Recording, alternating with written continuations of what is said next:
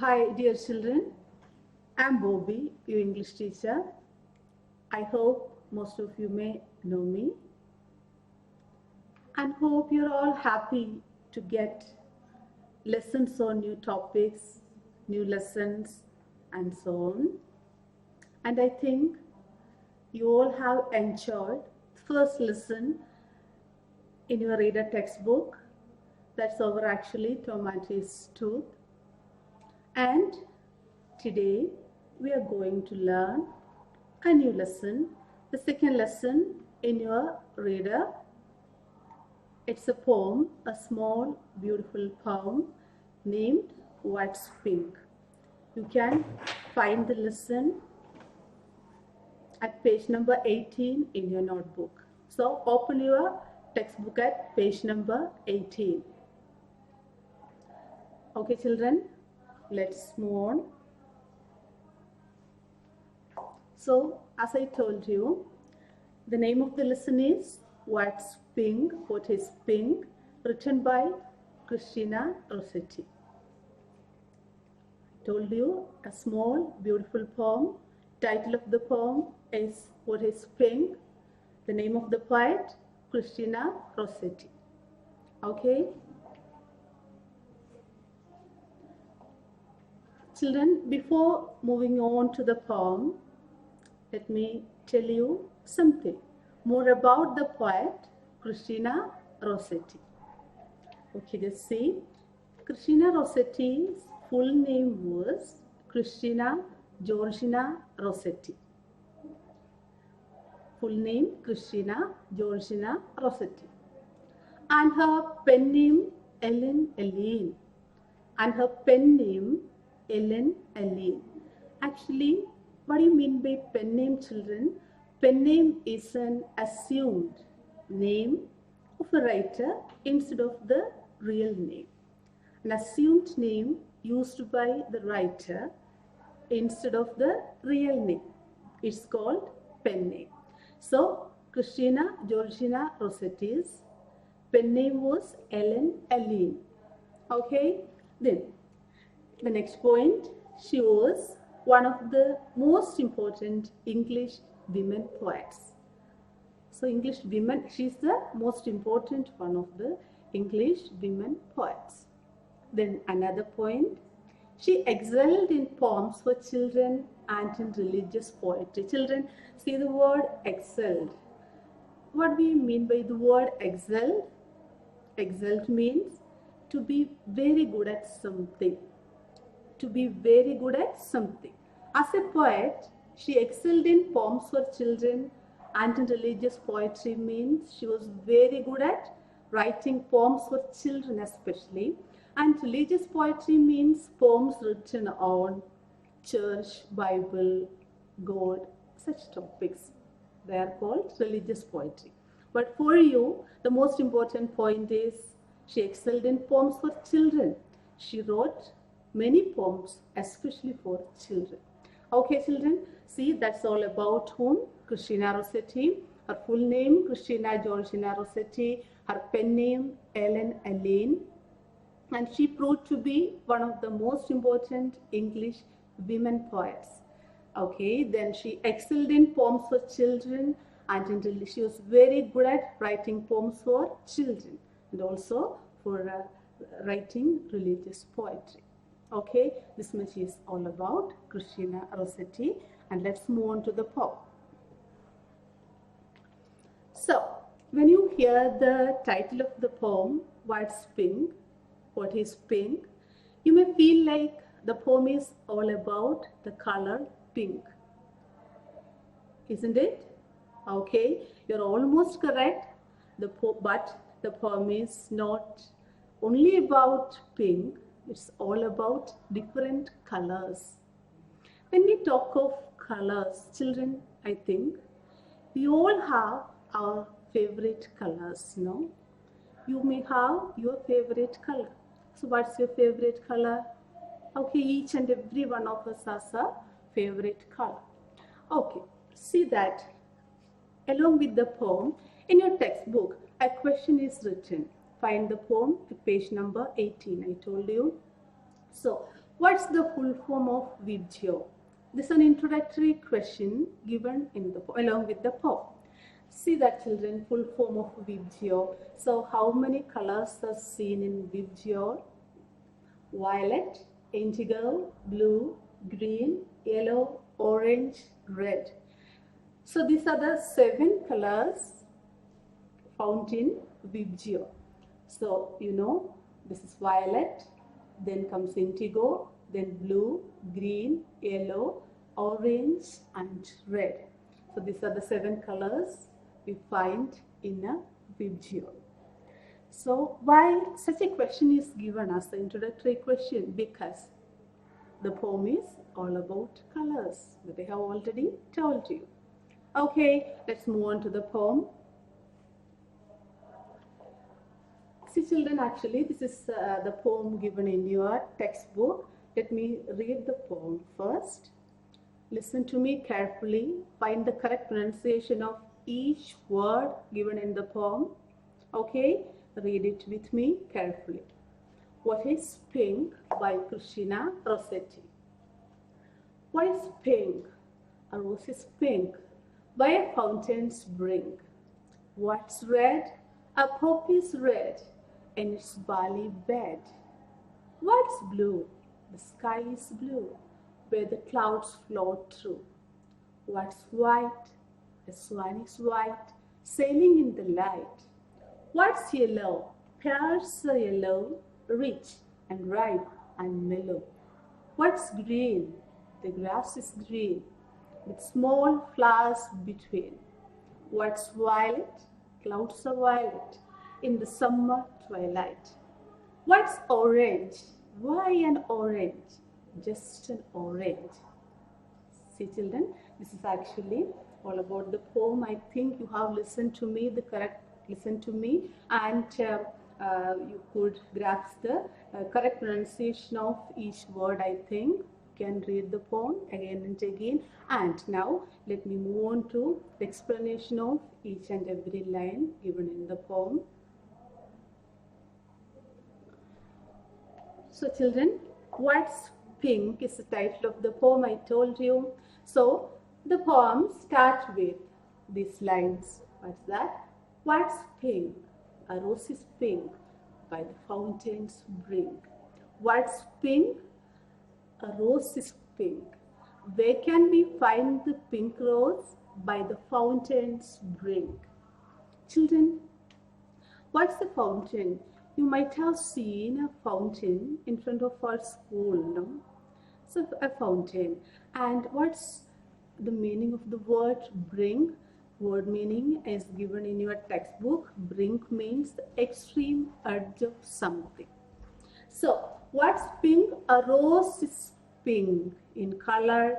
Where can we find the pink rose? By the fountain's brink, at the edge of a fountain. So what's pink? A rose is pink in color. Where can we find the rose? By the fountain's brink, at the edge of the fountain. Is it clear, children? Okay, moving on. Then, what's red? A poppy is red in its barley bed. You can see the beautiful image of a poppy flower. A poppy flower is quite bright red in color. So, where can we find this poppy flower? In its barley bed. Barley, what's barley, children? Barley is actually a grain just like wheat. So these poppy flowers can be found on a barley bed. It means a bed of barley plants. Poppy flowers can be beautiful, pretty. Poppy flowers can be found on a bed of barley plants. Bed means what, children? Something that covers a large area. That's why it's called a bed. So poppy flower in bright red color can be found in its barley bed of barley plants. Okay, is it clear? Okay, let's move on. Then next line, see that? What's blue? The sky is blue where the clouds float true. Children, see that? This word is true. T-H-R-O-U-G-H. Okay, what's blue? The sky is blue.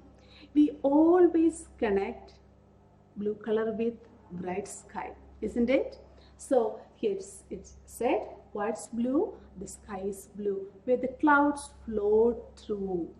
Where the clouds float through. So, you know, clouds are floating through the sky. Floating means what, children? To move gently on or near the surface of something. Float means what? To move on or near the surface of something. That's meant by float. So we see clouds are moving gently on clouds. So what's blue? The sky is blue. Sky, blue color always is connected with what? Always is connected with sky, where the clouds flow through. Okay, so then moving on. What's white? A swan is white, sailing in the light. Children, see, can you see the picture of a beautiful swan here? Such a gentle, graceful, beautiful bird, but white in color. We all know white actually is a symbol of purity. So white color is associated, white color is related, connected with a swan. Okay, where is the swan? It's sailing in the light. Sailing means what? Moving on the surface of water. In the light, on a bright day, a swan, a beautiful swan is sailing in the light on a bright day. So here comes the color white connected with the beautiful bird swan, which is sailing, moving in the light on a bright day. A beautiful image, no, children? Okay, I think it's clear to you. Moving on. Then comes the color yellow. What's yellow? Pears are yellow, rich and ripe and mellow. See, children, what is yellow color? Yellow. So the image of yellow color is brought in by using the fruit pears. Pears are fruits which are green or yellow in color, and which is actually wide at the bottom and narrow at the top. And such types of fruits are called pears. So what is yellow? Pears are yellow. They are rich. Rich here means rich in color, rich in bright color. They have bright color. And ripe. Ripe, you know, children, what we mean by ripe means something ready to eat. Ripe, something ready to eat. And mellow. Mellow means very pleasant. Mellow means pleasant. Here, mellow shows this fruit has a very pleasant taste. So, rich means rich in color. They have pleasant yellow color. Ripe means they are ready to eat because yellow in color. And mellow. Mellow means very pleasant, has very pleasant taste. Okay, once more. What is yellow? Pears are yellow. Pears are yellow in color. Okay, they are rich means they have a rich yellow color, ready to eat, and mellow, have a very pleasant taste. Okay, moving on. What is green? The grass is green with small flowers between. So children, the bed of grass is always connected with the color green. What's green? The grass is green. It's small flowers in between. Actually, the grass covering a large area, and we can find small beautiful flowers here and there in between. So what's green? The grass is always green with small flowers in between here and there. Can you imagine a bed of grass and where we can find small beautiful flowers here and there in between? Is it clear? Okay. Then what's violet? Violet color. Clouds are violet. in the summer twilight. Children, see, the bright violet color is brought in using the image of clouds in summer twilight. Clouds actually, in summer twilight, they appear violet in color. Twilight means what, children? Twilight means the faint light after the sun has gone down. On a bright day, after the sun has gone down, there comes twilight. So these clouds appear violet in color in a summer twilight. You can see that beautiful violet color here. Okay, children? Okay, once more. What's violet? Clouds are violet, especially in summer twilight. On a summer day, on a bright summer day, after the sun has gone down, these clouds appear bright violet. Okay, is it clear, children? I think it's clear. Moving on. What's orange? Why an orange? Just an orange. Children, actually, while concluding the poem, the poet is asking, what's orange? Why an orange? Just an orange. Because no particular image is brought in. Because the fruit orange itself is orange in color.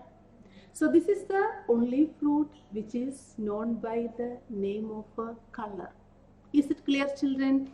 No other particular image is brought in because orange, the fruit orange is the only fruit known by the name of a color, which is that color orange. So no more comparison, no more explanation is needed because the fruit orange itself is orange. So it is just an orange. Okay, in such a funny way, the poem comes to an end.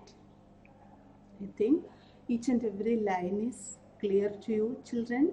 Go through the poem again and again and connect the ideas. Okay, and while I taught you, I have already explained the meaning of the words given in the lesson, but I have given in your textbook also, you can find the glossary there, vocabulary, the particular word and their meanings there. Let me read the word and its meaning again. Okay, brink. Brink means the extreme edge of something. We have seen that fountains brink. Brink means the extreme edge of something.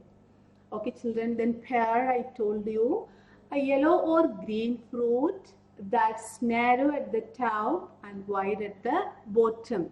Such fruits are named as pears. Okay, then mellow.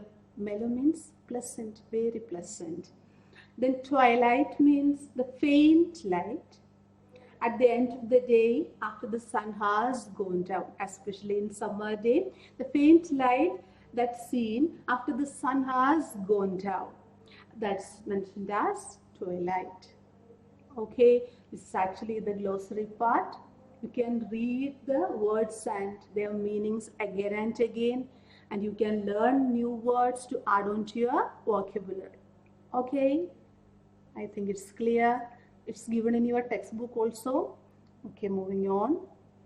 Children, in your textbook, a set of antonyms also are given. So what are antonyms? Antonyms are opposites. Opposites. Okay, this set of antonyms are given in your textbook. Please see that. What's the antonym of the word float? It's sink.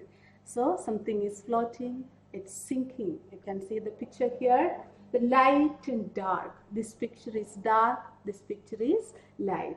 Opposite comes like light, dark. Then ripe and unripe. This green fruit may be unripe. The other one in yellow color may be ripe. So ripe, opposite, unripe. Okay, children, have you learned these three antonyms? I think you have. Once more, float, sink, light, dark, ripe, unripe. Okay, I think it's clear. Moving on.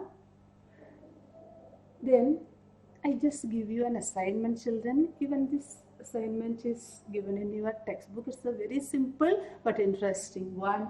Collect pictures of the things such as swan, flowers, sky, and so on. So on means many other images are given in the textbook, like clouds are there, pears are there.